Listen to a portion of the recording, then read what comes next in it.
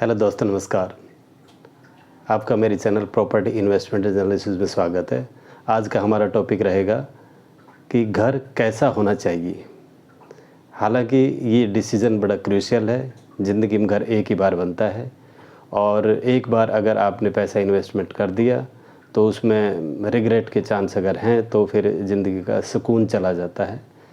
तो घर बनाने से पहले आप काफ़ी होमवर्क कीजिए और इसमें मैं आपका एक डिसीज़न मेकिंग के लिए कोशिश करता हूँ जो आपके लिए इजी हो जाए। तो हम अपना टॉपिक स्टार्ट करते हैं कि घर कैसा होना चाहिए। देखो, वैसे तो जिस हिसाब से इनकम रिसोर्सेज है, जिस एनवायरनमेंट में रह के आया है और जिस तरह की उसकी सोसाइटी है, जिस तरह के उसके फ्रेंड्स वगैरह हैं, तो ये बहुत से फैक्टर हैं जो एक तरह से घर बनाने में के डिसीज़न मेकिंग में हेल्प करते हैं।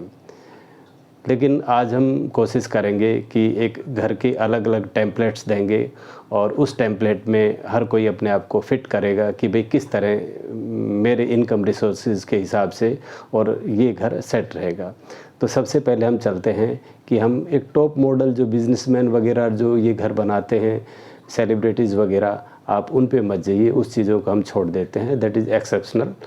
अब हम लेते हैं एक नॉर्मल स्टेटस वाले इन द सेंस कि एक पूरी यार्डस्टिक जो हमने ली है लो स्टेटस से हाई स्टेटस तक के घर हम अब डिस्कस करेंगे।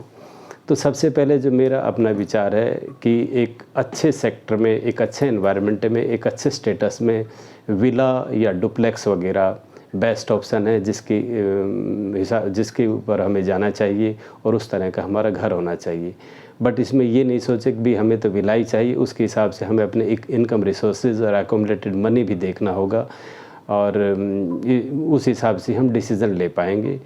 उसके बाद हम कह सकते हैं कि भाई विला जैसे 500 का हमने एक कम से कम 500 स्क्वायर यार्ड का या स्क्वायर मीटर का हमने टॉप पे लिया है एक अच्छे स्टेटस और सेक्टर में। उसके बाद हम जाएंगे भाई एक सेक्टर में मेजरमेंट उससे कम हो सकता है but villa and duplex is the best option. और नंबर 3 पे सबसे पहले तो विला हो गया, सेकंड डुप्लेक्स होगा और थर्ड पे जब हम जाएंगे तो एक सोसाइटी में हम जा सकते हैं। हालांकि विला और ये डुप्लेक्स भी सोसाइटी में हो सकते हैं बट अब हम उस सोसाइटी में जाएंगे जो एक अल्ट्रा लग्जरी सोसाइटी है। अल्ट्रा लग्जरी सोसाइटी में आपका घर लो राइज भी हो सकता है और हाई राइज भी हो सकता है। तो जिस तरह का इंडिविजुअल का कॉन्सेप्ट है, किस हिसाब से हमें रहना चाहिए। अब देखो, जो अल्ट्रा लग्जरी सोसाइटी की हम बात करें तो जिसमें हमारे मेंटेनेंस चार्जेस काफ़ी हाई होते हैं। अगर हम गुड़गांव की बात करें तो आप यकीन मानिए कि गुड़गांव में कम से कम 2-2.5 रुपये पर स्क्वायर फीट से लेके और 10-12 स्क्वायर फीट तक होता है। यानी कि कम से कम भी आपका 3-4 हज़ार पर जो नॉर्मल सोसाइटी है, जो आप कह सकते हो कि भाई एक मतलब कोई ख़ास सोसाइटी नहीं है, तो उसके भी आपके 2-2.5-3 रुपये पर स्क्वायर फीट होगा। और अगर अल्ट्रा लग्जरी की तरफ जाओगे तो आपका 10-12-15 रुपये पर स्क्वायर फीट भी होता है। यानी कि अगर हम सिंपल फिगर में कहें तो 4-5 हज़ार पर मंथ से लेके और जो छोटा घर है और आपका 30-40 हज़ार पर मंथ आपका मेंटेनेंस में चला जाता है। तो जिस हिसाब से जिसकी पॉकेट अलाउ करती है, जिस हिसाब से जिसका भी घर है, उस हिसाब से उसका मेंटेनेंस होता है। छोटे घर के भाई एक तरह से कम मेंटेनेंस होगा, बड़े घर के ज़्यादा मेंटेनेंस होगे। और लग्जरी का जिस तरह भाई सोसाइटी का स्टेटस होगा, कितनी वो लग्जरी है, उस हिसाब से उसके रेट्स हाई होंगे। क्या क्या फैसिलिटी उसमें मिल रही है तो उस पर डिपेंड करता है। उसके बाद देखो, हम सोसाइटी में अल्ट्रा लग्जरी के बाद लग्जरी सोसाइटी कह सकते हैं। सोसाइटी आज के टाइम में बेस्ट ऑप्शन है बिकॉज द सिक्योरिटी वगैरह इसमें इतनी अच्छी रहती है कि आजकल अगर वाइफ हस्बैंड दोनों भी काम करते हैं तो इसमें क्रैचेज़ वगैरह और ये सब फैसिलिटी होती है, तो उनको कोई काम करने में मतलब कोई किसी तरह की प्रॉब्लम नहीं होती है। सारी फैसिलिटी विद इन सोसाइटी होती है। जो मॉडर्न एमिनिटीज़ वगैरह होती है वो लगभग सभी होती है। अब सोसाइटी का अगर हम स्टेटस काउंट करें तो जितनी महंगी सोसाइटी होगी उसमें उतनी ज़्यादा एमिनिटीज़, लग्जरी एमिनिटीज़ होगी। और जितना सोसाइटी का स्टेटस लो आएगा उसमें उस हिसाब से ही उसका मेंटेनेंस कम होगा, एमिनिटीज़ भाई उसकी कम होगी। तो society is the best options. और उसके बाद हम आएंगे कि भाई सोसाइटी के बाद सोसाइटी की सारी कैटेगरी हम यहाँ पे काउंट कर सकते हैं, लो स्टेटस भी, हाई स्टेटस भी। उसके बाद हम कहेंगे कि एक सेक्टर में, नॉर्मल सेक्टर में घर होना भाई priority, it is better means less than that जो हम अभी तक डिस्कस कर पाए हैं। तो उसमें भी चाहे भी किसी भी मेजरमेंट का इंडिविजुअल अफोर्ड करता है, but sector is the best option. उसमें RW वगैरह भी होती है जो एक तरह से सिक्योरिटी और भाई मेंटेनेंस इश्यूज़ को टेकअप करती है सोसाइटी की तरह ही, बट जितनी स्ट्रॉन्ग और जितने लोग इन्वॉल्व होते हैं उस हिसाब से RW अपना एक्ट करती है। एक स्टेटस, एक अच्छे सेक्टर, मेरा कहने का मतलब जो जितना अफोर्ड कर सके सेक्टर के बाद अब हमारा आएगा भी एक अप्रूव्ड कॉलोनी। अप्रूव्ड कॉलोनी की सबसे बड़ी समस्या क्या होती है कि यहाँ पे कंजस्टेड एक तरह से भाई गलियाँ और घर होते हैं। हालांकि it is not advisable to take approved और अनअप्रूव्ड कॉलोनी, बट क्या है कि भाई जिसका जितना इकोनॉमिक स्टेटस होगा, रिसोर्सेज होंगे, उस हिसाब से ही तो वो करेगा। तो उसके बाद न उस ये कह सकते हो कि भाई एक अप्रूव्ड सोसाइटी में भी एक अच्छा ऑप्शन है। कोशिश करो कि आपके घर का जो रास्ता है वो मतलब ज़्यादा खुला खुला हो, और आपका घर है वो कोशिश करो कि 70-30 के रेशियो में बना हुआ होना चाहिए। 30% कोशिश करो कि ओपन रहे, 70% आप उसको बिल्टअप कर सकते हैं।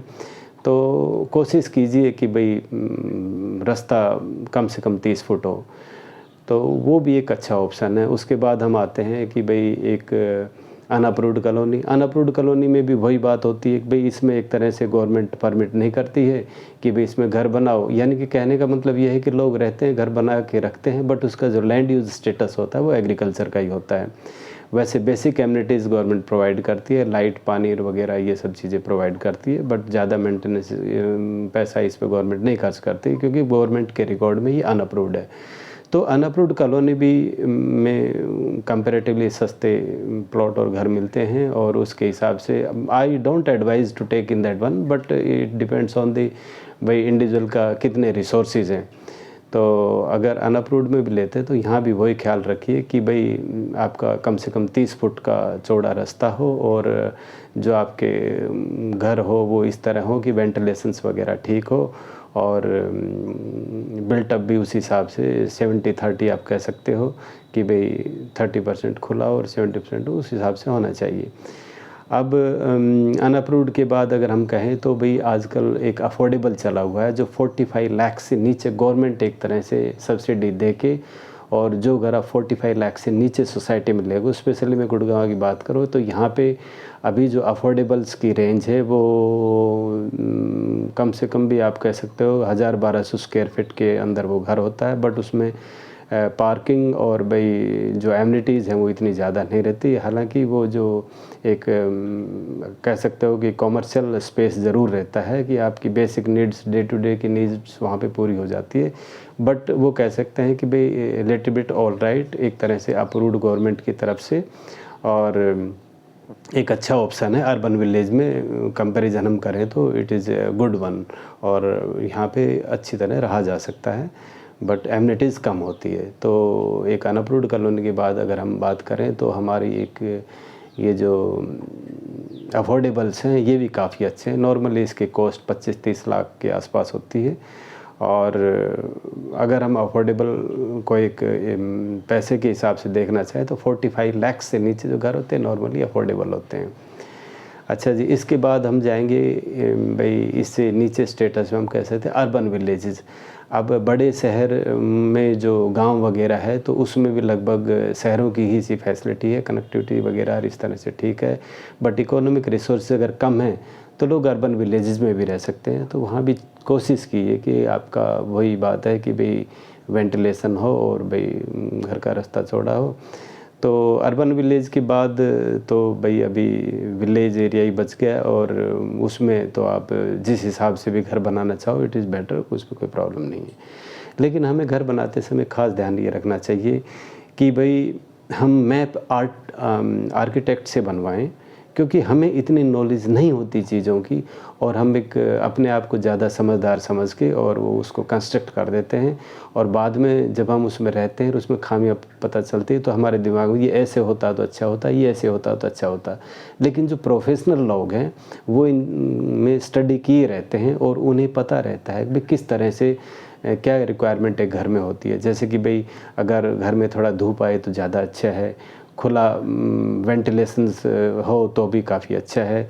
तीसरा भाई घर में अगर नेचुरल लाइट आती है तो भी ठीक, बहुत ही अच्छा है। और घर कितना बिल्टअप होना चाहिए, कितनी स्पेस हमारा खुला रहना चाहिए, तो ये सब चीज़ें हम मतलब आर्किटेक्ट से जो प्रोफेशनल है उससे ज़्यादा आइडिया ले सकते हैं।